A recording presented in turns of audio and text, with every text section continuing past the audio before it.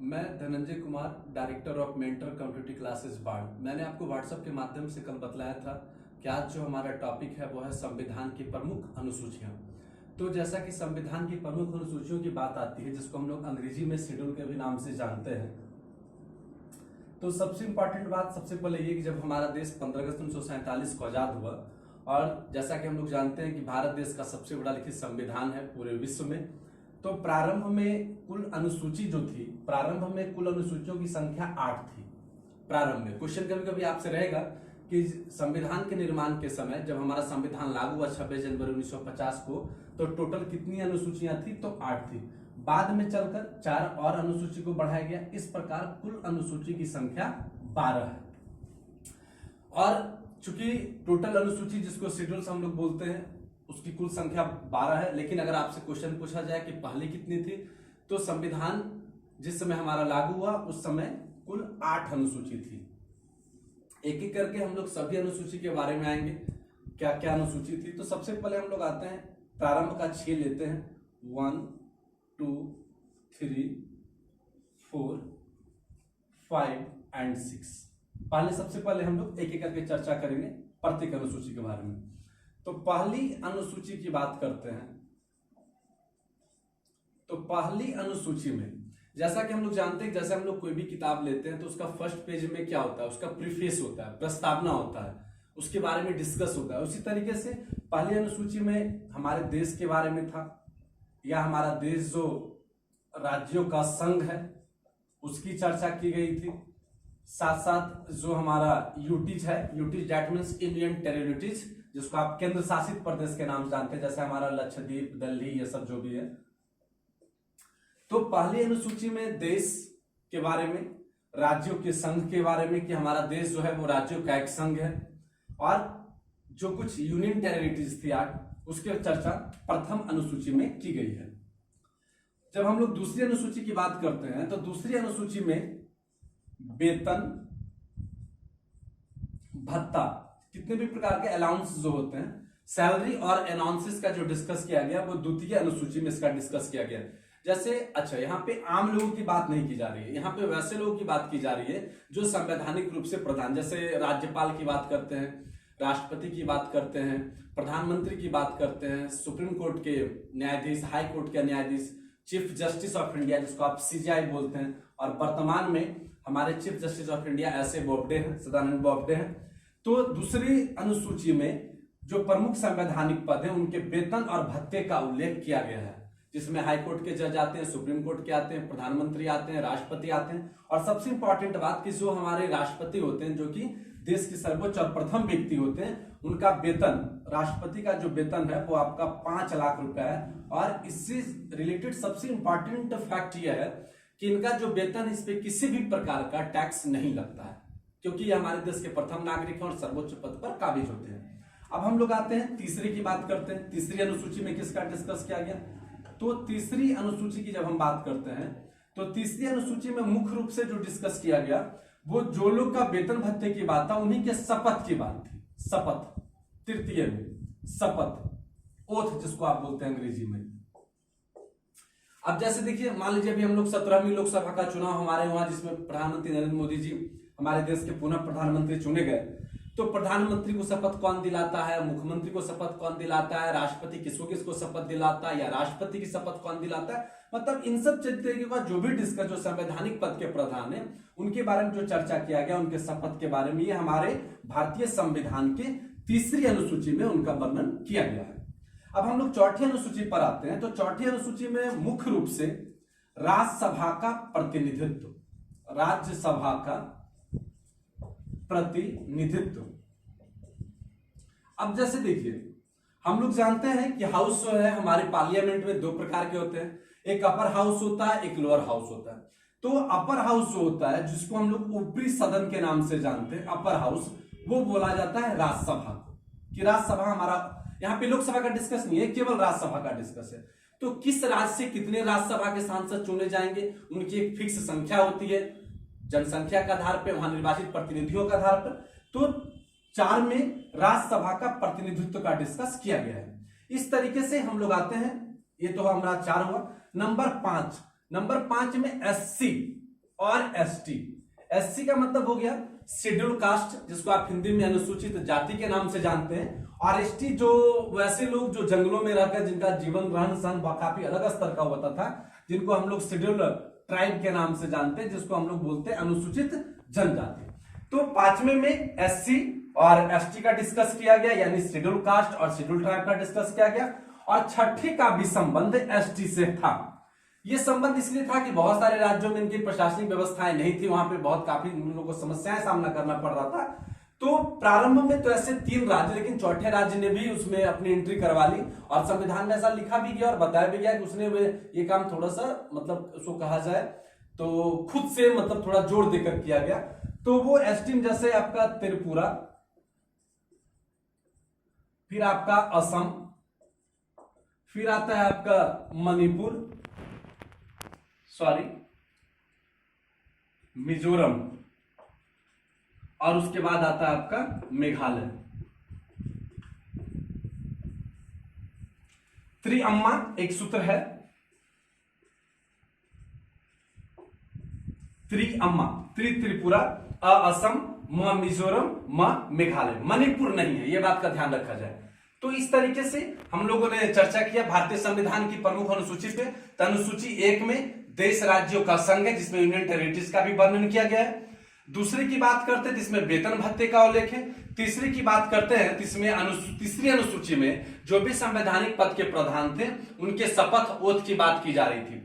चौथी की बात है तो राज्यसभा, जो कि हमारे पार्लियामेंट का अपर हाउस होता है, उसका प्रतिनिधित्व कि किस राज्य से कितने राज्यसभा के लोग चुने जाएंगे उसका चर्चा है। जबकि 5वें से एससी और एसटी अर्थात शेड्यूल कास्ट और शेड्यूल ट्राइब की चर्चा की गई है।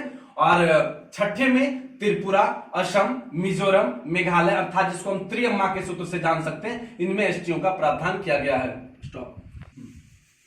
तो अब जो है जैसे कि हम लोग यहाँ पे चर्चा तो कर लिए टोटल का, अब हम लोग थोड़ा सा इसको सीखने का प्रयास करें, ट्रिक के माध्यम से कर सकते हैं, या मान लीजिए थोड़ा सा आपको सीखने में थोड़ा आसानी हो। तो हमने बोला पहली अनुसूची, तो पहली अनुसूची में हमने क्या बोला, किसका उल्लेख है, तो पहली अनुसूची में हमारे देश का, राज्यों का संघ और यूनियन टेरिटरी। और सिंपल सी बात है कि जब पहली अनुसूची है तो हमारे देश के बारे में ही होना चाहिए। दूसरा हम लोग ऐसे याद रखें, जैसे दूसरा में हम लोग क्या पढ़े थे, वेतन भत्ता, सैलरी एंड अनाउंसेस। तो हम ऐसे याद रखेंगे, पैसा हम लोग कैसे कमाते हैं जी, तो 2 नंबर से कमाते हैं। तो चलिए 2 नंबर, यानी 2 नंबर का पैसा, यानी पैसा का मतलब हो गया वेतन भत्ता, ये आपका दूसरी अनुसूची में। 3 की बात करते हैं, याद करने का सबसे आसान सा तरीका शपथ। अब जरा सा यहाँ पे गौर किया जाए तो शपथ भी 3 अक्षर का, और ये तीसरी अनुसूची में इसका वर्णन भी है। इस तरीके से हम लोग याद रखेंगे कि पहली अनुसूची चूंकि हमारे देश की बात, तो देश। दूसरा हम याद रखेंगे कि 2 नंबर का पैसा कमाते हैं, यानी वेतन भत्ता यानी सैलरी अनाउंसेस का चर्चा दूसरी अनुसूची में। इस तरीके से तीसरी की बात जब हम करेंगे तो यहाँ पे भी आप याद रख सकते हैं कि जैसे 3 अक्षर में शपथ लिखा हुआ है, तो आप याद कर लीजिए कि तीसरी अनुसूची में शपथ का वर्णन है। चौथी की बात करते हैं तो हम लोग देखिए अक्सर देखते हैं कि जहां पे 4 लोग बैठे होते हैं वहां पे एक सभा का निर्माण हो जाता है, मीन्स असेंबली। दैट मीन्स याद रखने का मतलब हुआ राज्य सभा। ये हमारे कहने का मतलब हुआ कि राज्यसभा का जो हम लोग प्रतिनिधित्व का डिस्कस कर रहे थे वो। नंबर 5 की बात करते हैं, ये थोड़ा और इंटरेस्टिंग है, 5वीं अनुसूची। देखिए जब हम लोग 5 लिखते हैं ना, तो उसका कुछ मतलब जो बनावट है, जो स्ट्रक्चर है, वो एस के रूप में होता है। एस का मतलब हो गया एस सी, एस का मतलब हो गया एस टी, यानी 5वीं अनुसूची में अर्थात 5 जिसकी बनावट एस के रूप में होती है, उसमें एससी एसटी का वर्णन किया गया। छठे अनुसूची की बात करते हैं हम लोग कि छठे अनुसूची में क्या था, तो छठे अनुसूची में एसटी से ही रिलेटेड था, लेकिन इसका एक फॉर्मूला था, इसमें 4 राज्यों में लागू था, त्रिअम्मा। त्रिअम्मा, त्रि फॉर त्रिपुरा, अ फॉर असम, म फॉर मेघालय और म फॉर मिजोरम। हमारा 6 का 6, 3 बोल देना। अब जो है हम लोग छठी अनुसूची तक आए थे। अब हम लोग आते हैं 7वीं अनुसूची के बारे में, 8वीं अनुसूची के बारे में और 9वीं अनुसूची के बारे में। पहले इस 3 का उल्लेख करेंगे, यहाँ स्टॉप करना, ठीक है। 7वीं, 8वीं और 9वीं। 7वीं अनुसूची में जो मुख्य रूप से जो चर्चा किया गया था वो किया गया था शक्तियों का बंटवारा। शक्तियों का बंटवारा। अब शक्तियों का बंटवारा का मतलब क्या था कि जैसे अगर शक्तियों का सेंट्रलाइजेशन टोटल केंद्र के पास होता तो फिर राज्य के लेकर काफी विवाद होती। तो इस तरीके से क्या गया, उसको बांटा गया, केंद्र में बांटा गया, फिर राज्य में बांटा गया।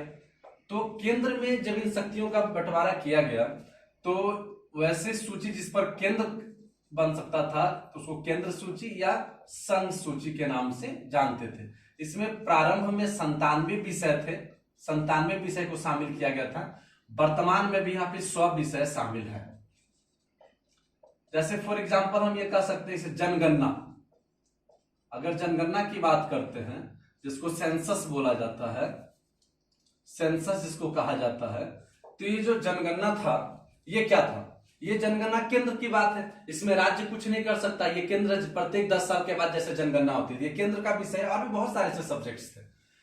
जबकि राज्य की बात की जाए तो राज्य में सबसे पहले राज्य जिस पे कानून बना सकता था वैसी सूची को राज्य सूची में रखा गया, जिसमें सबसे पहले विषयों की संख्या पहले टोटल 66 विषय थे जो बाद में घटकर अर्थात अभी वर्तमान में टोटल विषयों की संख्या 61 हो गई है। तो जैसे पुलिस की बात हम लोग करें, पुलिस, तो पुलिस जो है ये राज्य सरकार का है। मतलब जैसे सपोज कीजिए हम लोग बिहार में हैं तो बिहार में पुलिसों की संख्या कितनी कम है, क्या कमी है उसके अंदर, कितनी और रिक्तियां होनी चाहिए, इस पे केंद्र का कोई मतलब नहीं है। ये राज्य सरकार का पर्सनल है कि हमारे यहाँ का पुलिस कितना कम है, उसकी कितनी और नियुक्तियां की जाए ताकि और व्यवस्था हमारा सुधार हो। लेकिन कुछ ऐसे भी आए जिस पर दोनों का नियंत्रण था। जैसे हम एग्जाम्पल के रूप में ले लें, जैसे सपोज कीजिए ना कभी सीबीएसई बोर्ड है हमारे यहाँ, central board of secondary examination, ICSE board है, यूपी बोर्ड भी है, बिहार बोर्ड भी है, हरियाणा बोर्ड भी होता है। तो अब सवाल है कि शिक्षा, तो शिक्षा में तो केंद्र का भी नियंत्रण है और राज्य का भी। तो इस दोनों को मिलाकर एक सूची का निर्माण किया गया। उस सूची को हम लोग बोलते हैं समवर्ती सूची। मतलब समवर्ती सूची में वैसे विषयों को रखा गया जिस पर केंद्र और राज्य आपसी सहमति के फलस्वरूप उस पर कानून बना सकते हैं। जिसमें सबसे पहले 47 विषय को रखा गया था और बाद में चलकर विषयों की संख्या 52 की गई। तो इस तरीके से 7वीं अनुसूची जो कि काफी महत्वपूर्ण एग्जामिनेशन लेवल से कहा जाए तो 7 से लेकर 12 तक का इंपॉर्टेंस बहुत ज्यादा है। तो शक्तियों का जो बंटवारा था उसको सबसे कुछ विषय दे दिए गए केंद्र सरकार के पास, कुछ विषय राज्य सरकार के पास दिए गए और कुछ विषय जिसमें दोनों की सहमति पाई गई वैसे विषयों को समवर्ती सूची के अंतर्गत रखा गया, जिसमें कि पहले 47 विषय था और बाद में चलकर 52 विषय आया। इसमें मुख्य रूप से क्वेश्चन आपसे राइज किया जाता है कि शिक्षा किस सूची के अंतर्गत आता है, तो वो आता है आपका समवर्ती सूची। अब हम लोग जो है नंबर 8 पर चलते हैं, 8वीं अनुसूची की बात करते हैं। बहुत महत्वपूर्ण है और खास करके डिस्क्रिप्शन लेवल की बात की जाए तो और भी ज्यादा महत्वपूर्ण। तो 8वीं अनुसूची जो था वो मानक भाषा था, हमारा स्टैंडर्ड लैंग्वेज की बात था, मानक भाषा। अब जैसे हमारे यहां हमारा संविधान में जो राज्यों का बंटवारा हुआ वो प्रथम रूप से भाषाई आधार पर किया गया। जैसे सन 1953 ईस्वी में फैजल अली की अध्यक्षता में एक भाषा आयोग का गठन किया गया। 1955 दिसंबर में जाकर उनको मान्यता मिली और 1956 में भाषाई आधार पर आंध्र प्रदेश, कौन सा बहुत इंपॉर्टेंट क्वेश्चन है, आंध्र प्रदेश सन 1956 में फैजल अली की अध्यक्षता में भाषाई आधार पर गठन होने वाला पहला राज्य था हमारा आंध्र प्रदेश। तो प्रारंभ में जिस समय हमारा संविधान का निर्माण हुआ, जिस समय संविधान 26 जनवरी 1950 को लागू किया गया, उस समय हमारे पास कुल भाषाओं की संख्या केवल 14 थी। बहुत इंपॉर्टेंट क्वेश्चन कि संविधान के लागू के समय कुल कितनी भाषाएं थी, 14। मतलब कहने का मतलब ये हुआ कि ये जो 14 भाषाएं लागू की गई थी ये मतलब पहले राज्यों का बंटवारा भाषा के आधार पर होता था, जिसमें पहला राज्य बना था आंध्र प्रदेश फैजल अली की अध्यक्षता में। उसके बाद फिर एक भाषा को शामिल किया गया, फिर 3 भाषा को शामिल किया गया और फिर 4 भाषा को शामिल किया गया। इस प्रकार वर्तमान संविधान में, संविधान की अनुसूची में, 8वीं अनुसूची में कुल 22 भाषा का वर्णन किया गया है। हम लोग थोड़ा डिटेल से आए, यहाँ पे तो जो 14 भाषाएं थी वो तो संविधान में स्टार्टिंग में ही वर्णन किया गया था। ये जो एक भाषा जुड़ी वो भाषा का नाम था सिंधी। सिंधी ये भाषा जोड़ा गया 21वें संविधान संशोधन के दौरान। 21वां संविधान संशोधन के द्वारा ये जोड़ा गया। उसके बाद 3 भाषाएं जोड़ी गई। ये आपका 71वें संविधान संशोधन के द्वारा जोड़ा गया। 71 में बहुत इंपॉर्टेंट पॉइंट है। तो इसमें कौन कौन सा था? तो एक था मणिपुरी, एक था आपका कोंकणी, खास करके गोवा कोंकण रेलवे का नाम सुने होंगे आप लोग, और एक विदेशी भाषा के रूप में इसको शामिल किया गया था, वो था नेपाली। अर्थात 71वें संविधान संशोधन के द्वारा जो 3 भाषाओं को जोड़ा गया वो भाषाएं थी मणिपुरी, कोंकणी और आपका नेपाली। उसके बाद फिर जो है एक और संविधान संशोधन किया गया। वो संविधान संशोधन 92वां संविधान संशोधन था। इसको हम लोग यहां पे लिखेंगे थोड़ा जगह के अभाव में लेकर। तो जो 4 अन्य भाषाओं को जोड़ा गया उसमें असम की बोडो, जम्मू कश्मीर की डोंगरी, संथाली झारखंड में भी है, और मैथिली का भी देखिए काफी प्रचलन हो गया है। तो चौथे संविधान संशोधन के द्वारा 92वें संविधान संशोधन द्वारा जिन 4 भाषाओं का उल्लेख किया गया हमारे संविधान में, उसमें बोडो, डोंगरी, संथाली और मैथिली। फिर से हम डिस्कस कर दें कि 8वां जो हमारा था वो एक मानक भाषा के रूप में थी। मानक भाषाओं का उल्लेख किया गया था, जिसमें वर्तमान में 14 भाषाओं का उल्लेख किया गया था। बाद में फिर एक भाषा जोड़ा गया सिंधी के रूप में 21वें संविधान संशोधन के द्वारा। फिर पुनः 3 भाषा को जोड़ा गया 71वें संविधान संशोधन द्वारा, जिसमें आपका जो 3 भाषा को जोड़ा गया वो था मणिपुरी, कोंकणी और एक विदेशी भाषा के रूप में नेपाली को जोड़ा गया। पुनः 92वें संविधान संशोधन की बात हम जब करते हैं तो उसमें 4 भाषाओं को उल्लेख किया गया, जिसमें असम की बोडो थी, जम्मू कश्मीर की डोगरी थी, संथाली थी और मैथिली जैसे मनमोहक भाषाओं को इसमें जोड़ा गया। इस प्रकार वर्तमान में कुल भाषाओं की संख्या 22 है। अब हम लोग आते हैं 9वीं में। 9वीं की बात, अब यहां से तो सभी क्वेश्चंस इंपॉर्टेंट है कि 9वीं जो था ये मुख्य रूप से इंपॉर्टेंट हुआ सन 1951 में। सन 1951 में एक खोज किया गया। खोज ये किया गया कि हमारे संविधान में संशोधन किया गया। खोज यही था, संविधान संशोधन।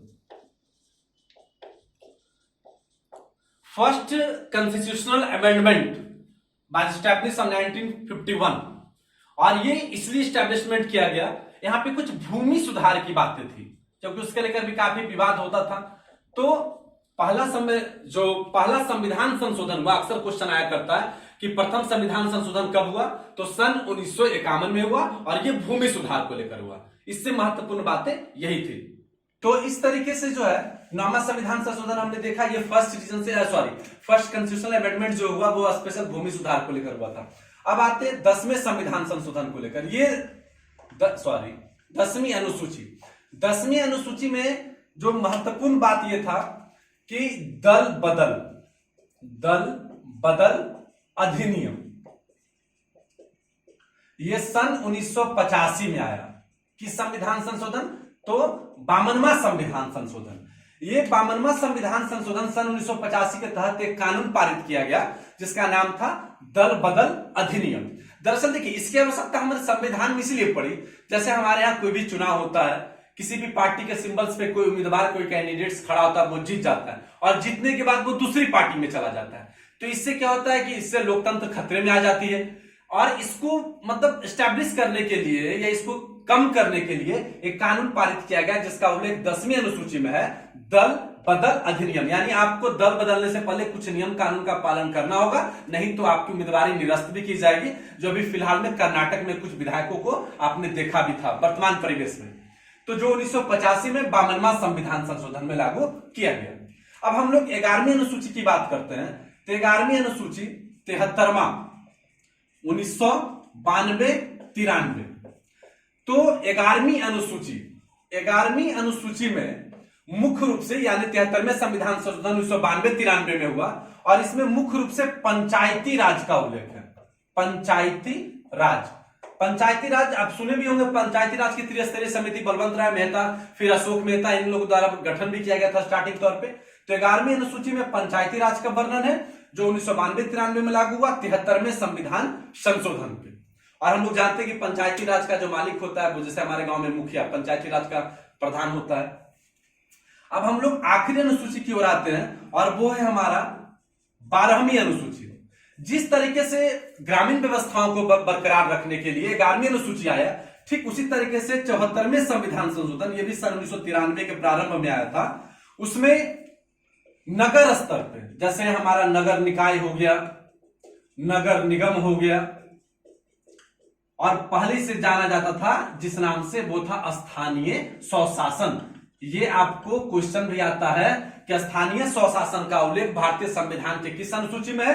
तो स्थानीय स्वशासन का उल्लेख भारतीय संविधान की 12वीं अनुसूची में है, जिसमें नगर निकाय, नगर निगम, नगर पंचायत, नगर परिषद और पहले इसको स्थानीय स्वशासन। और स्थानीय स्वशासन को लेकर आप जानते हैं कि लॉर्ड रिपन को आप नाम जरूर सुने होंगे, स्थानीय स्वशासन का जनक भी उन्हें कहा जाता है। तो इस तरीके से 74वें संविधान संशोधन सन 1993 के तहत 12वीं अनुसूची में नगर निकाय, नगर निगम एवं स्थानीय स्वशासन का वर्णन है। हम लोग 1 मिनट लेकर थोड़ा सा इसको क्लियर कर ले। 10वीं अनुसूची में दल बदल जैसे जो कानून थे जिसके कारण हमारा लोकतंत्र, हमारी डेमोक्रेसी भी खतरे में आ जाती थी, उसको काफी हद तक सुधार किया गया और 52वें संविधान संशोधन 1985 के तहत दल बदल अधिनियम को लागू किया गया। 11वीं अनुसूची की बात करते हैं, ये हमारे ग्राम स्तर की अनुसूची थी। इसमें पंचायती राज का मुख्य रूप से उल्लेख किया गया है, जो 73वें संविधान संशोधन 1992-93 के तहत लागू किया गया। उसके बाद आखिरी अनुसूची थी 12वीं अनुसूची, जो कि 74वें संविधान संशोधन सन 1993 के प्रथम में आया। इसमें नगर स्तर की बात थी, जिसको हम लोग स्थानीय स्वशासन, जो लॉर्ड रिपन का जनक भी माना जाता है, उसमें नगर निगम, नगर पंचायत जैसे चीजों का उल्लेख किया गया। और अनुसूची को खत्म करने से पहले हम आपसे एक बात करना चाहेंगे कि जो भी हमारा ऑनलाइन क्लास यूट्यूब के चैनल के माध्यम से जा रहा है, आप उसे कोशिश करें कि प्रत्येक बच्चे उसको देख सके। साथ ही साथ आप अपने दोस्तों के साथ, अपने कलीग्स के साथ शेयर करें, ताकि जो लोग नहीं भी जुड़ पाए किसी कारणवश, वो लोग भी इसको जुड़े और चैनल को सब्सक्राइब करें। और हम आपको जाते जाते ये बात बताना चाहते हैं कि हम लोग जब आगे क्लास लेंगे तो अभी जैसा कि हम लोगों ने एक नया इंस्टीट्यूशन एयरफोर्स एकेडमी के नाम से भी एक इंस्टीट्यूशन खोला था, तो एयरफोर्स के जो भी बच्चे हैं उनके लिए भी हम लोग जल्द इंग्लिश का क्लास, फिजिक्स का क्लास हम लोग लेने जा रहे हैं। तो धीरे धीरे, और किसी भी प्रकार की अगर कमी आती है, किसी भी प्रकार का सुझाव हो तो आप जरूर दें, और आपके सुझाव का हम लोग बहुत स्वागत करेंगे। जय हिंद, जय भारत।